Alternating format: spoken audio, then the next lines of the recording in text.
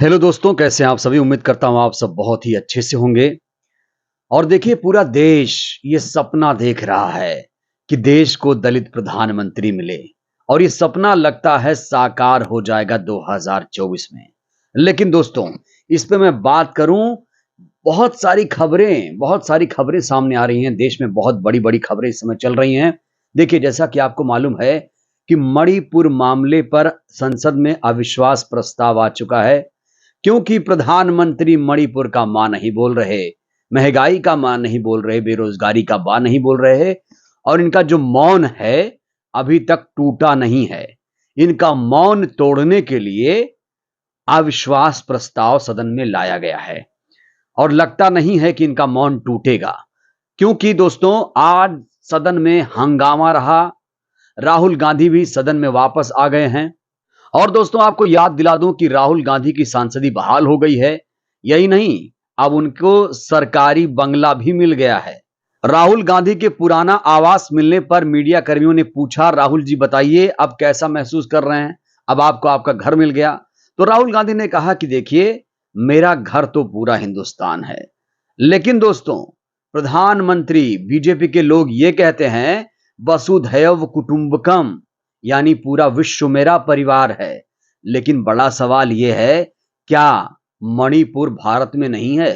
क्यों मणिपुर की आग को नहीं बुझाया जा रहा है? इसी पर आज सपा सांसद डिंपल यादव ने भी करारा हमला बोला। उन्होंने कहा कि ये सरकार मणिपुर के साथ जो बीजेपी है सौतेला व्यवहार कर रही है। खासी आक्रामक रुख दिखाया है। ईडी सीबीआई को लेकर भी करारा हमला बोला है डिंपल यादव जी ने। मिलाकर राहुल गांधी नए फॉर्म में हैं। अब वो लगातार मोदी सरकार की नींद हराम कर रहे हैं। बीजेपी को बहुत बड़ा झटका लगा है राहुल गांधी के संसद में आने के बाद।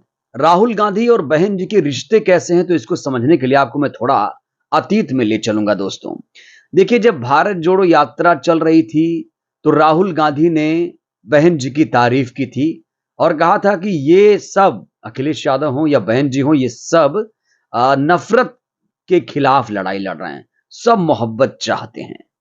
अखिलेश जी हैं, मायावती जी हैं, बहुत सारे लोग हैं जो मोहब्बत का हिंदुस्तान चाहते हैं। मैं जानता हूं, रिश्ता तो है उनके साथ। यही नहीं दोस्तों, बहन जी को जब भारत जोड़ो यात्रा में राहुल गांधी ने इनवाइट किया था तो बहन जी ने राहुल गांधी को शुभकामना दी थी। ट्वीट करके लिखा था कि भारत जोड़ो यात्रा के लिए राहुल गांधी को शुभकामनाएं, और शामिल होने के लिए चिट्ठी लिखी गई थी। लेकिन कुछ कारणों से वो भारत जोड़ो यात्रा में शामिल नहीं हो पाई थी। और याद दिलाऊं आपको एक चीज, राहुल गांधी हाल ही में दोस्तों अमेरिका गए हुए थे। जून की ये बात है, जब अमेरिका गए हुए थे तो उन्होंने एक बहुत कड़वी बात कह दी। उन्होंने कहा था कि दलित और मुसलमानों के जान माल की सुरक्षा भारत में नहीं हो पा रही है। उन्होंने साफ तौर पर कहा था कि मुसलमानों दलितों पर अत्याचार भारत में बढ़ गया है। और इस बयान का भी बहन जी ने समर्थन किया था। तो इस तरह से दोनों के रिश्ते हैं। तो समय समय पर बहन कुमारी मायावती जी कांग्रेस नेता, कांग्रेस सांसद राहुल गांधी की तारीफ करती रही हैं। देखिए दोस्तों, राहुल गांधी के नेतृत्व में प्रधानमंत्री मोदी को बीजेपी को हराने के लिए इंडिया गठबंधन का निर्माण किया गया है। लेकिन दुखद यह है कि इंडिया गठबंधन में मायावती जी को निमंत्रण नहीं दिया गया था। ये राहुल गांधी जी की गलती नहीं थी, ये गलती थी नीतीश कुमार जी की, जो बहन जी को नजरअंदाज करके बहुत बड़ी गलती कर गए। अब आपको याद दिला दूं, मुंबई में तीसरी बड़ी बैठक होने वाली है इंडिया गठबंधन की, और लगातार बहन जी को मनाने की कोशिशें की जा रही हैं। लेकिन मैंने कहा था पिछले वीडियो में कि अब पछताए होत क्या जब चिड़िया चुग गई खेत।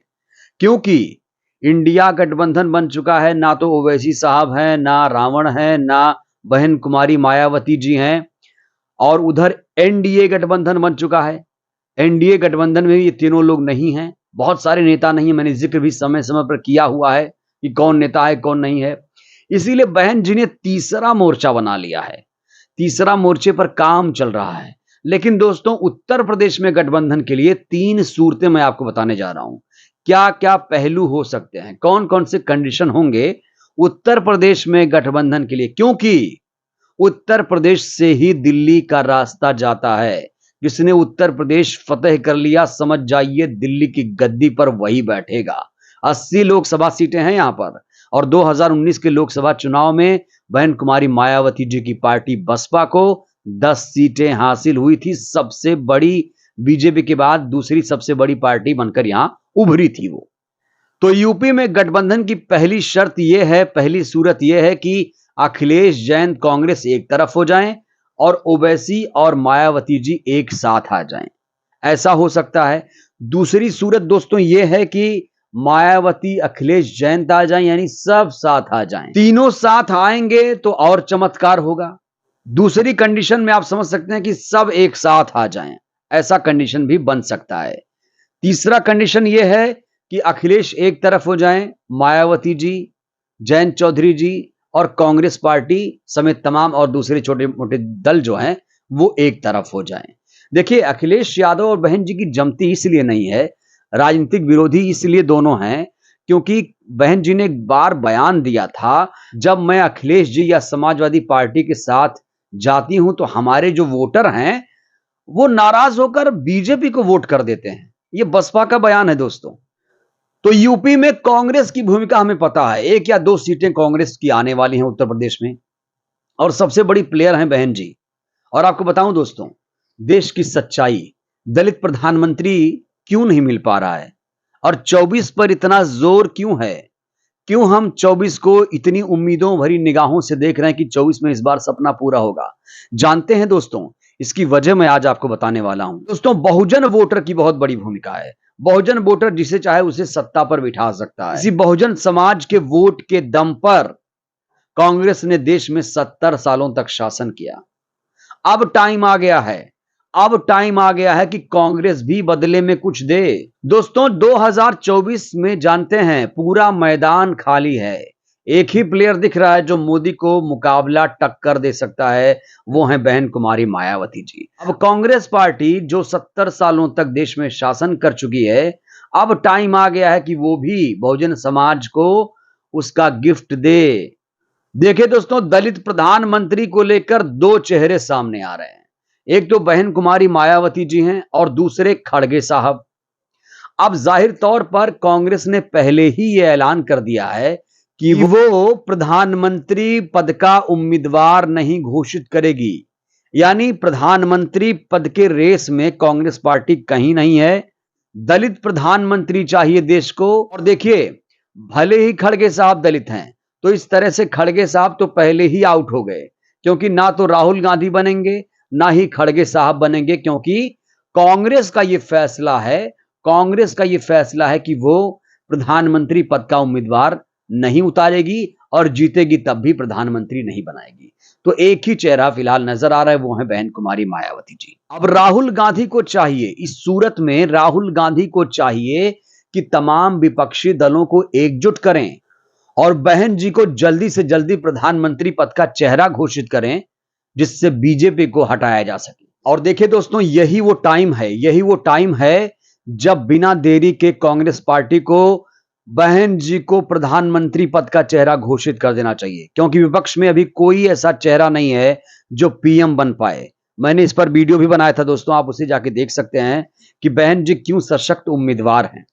70 सालों तक कांग्रेस पार्टी ने शासन किया और 15 सालों तक बीजेपी ने शासन किया, लेकिन इन दोनों पार्टियों ने कभी भी प्रधानमंत्री पद के लिए किसी दलित को आगे नहीं किया। लेकिन अब दोस्तों, बहुत सही टाइम है, कांग्रेस को अपनी भूल सुधार कर लेनी चाहिए।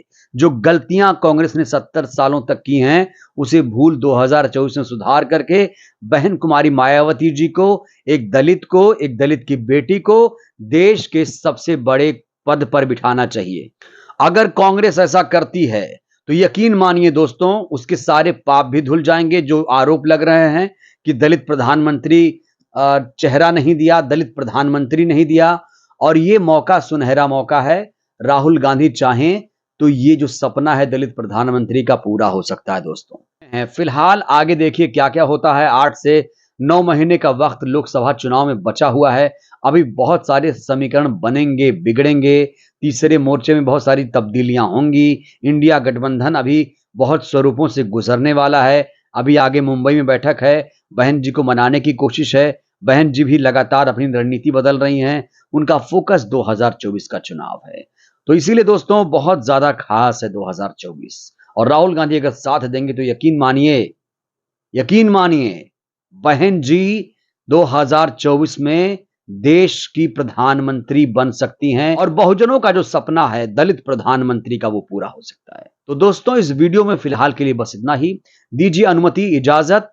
मैं चाहता हूं इस वीडियो को ज्यादा से ज्यादा लोगों तक शेयर करिए, वीडियो को लाइक करिए, चैनल को सब्सक्राइब करिए, वीडियो को जन जन तक पहुंचाइए जिससे बहुजन समाज जागरूक हो। जय भीम, जय भारत, जय संविधान।